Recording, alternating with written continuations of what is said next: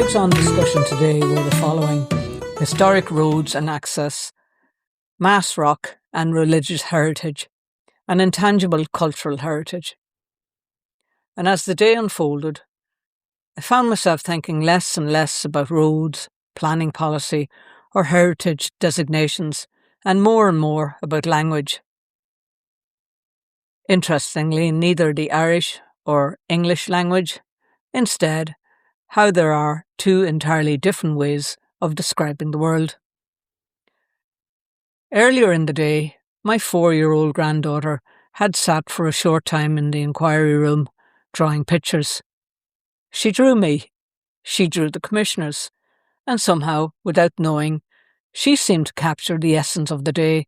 I smiled when I saw them later. In the pictures, my granddaughter saw people. And this planning process only sees categories. Perhaps that was the real story of the day. The third parties had many speakers today who travelled from far and wide, people who were absolute experts in their field of knowledge, and others who spoke only from their hearts.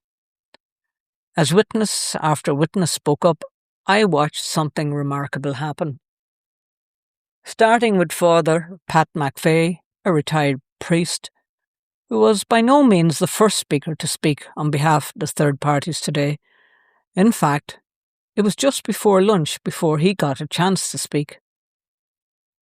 He's a man whose entire clerical life has been devoted to serving community. And for a few moments, something changed in the room. The usual rhythm of the conversation seemed to soften. Silence and respect filled the room as Father Pat spoke quietly and eloquently about what mass rocks mean to him. He spoke too about the division that has been brought to the community by a foreign mining company, and something that seemed to matter deeply to him: community cohesion. It struck me that here was a man who had spent an entire lifetime trying to bring people together, and who was now witnessing a process that had driven wedges between neighbours, families, and communities. I wonder how you measure that. And was there a box to tick for this criterion? And if any experts had noted that loss. At lunch afterwards, I asked the Earth Protectors, had anyone else noticed the respect given by the commissioners to Father Pat? It was apparent to everyone. For once, us, the third parties, felt heard, felt respected. There seemed even to be a momentary glimmer of understanding on the hard faces of the commissioners. But that didn't last long. Later, Cormac McAleer made an observation that perfectly captured the absurdity that occasionally surfaced throughout the day. He remarked that it was a strange process when parties began discussing standards and specifications for mass rocks. This very phrase exposes the nub of the problem, because somewhere along the line, something sacred, something deeply human, something rooted in memory and faith had been transformed into an object to be classified and assessed. The sheer lunacy of it seemed to hang in the air. Then Liam Monaghan, retired school principal, articulated something that many people in the room had perhaps been feeling all day but struggled to put into words. The lives of local people, past and present, are, through this process, reduced to a dry, technical description, part of the technocratic paradigm that seeks to reduce everything to enable dominance, as in the practice of colonialism. There it was, the central tension of the day, that heritage only exists if it can be measured, not where it matters, but where it matters according to a predetermined methodology. Peadar Mac spoke powerfully about the symbiotic emotional connection between land, culture, and language. He described how the emotional connection is also the physical connection between the way people live in the landscape and the way people speak. Quoting from a book aptly named The Land Remembers. And perhaps nowhere was it more evident than in the testimony of Sinéad Ní Mhearnóg.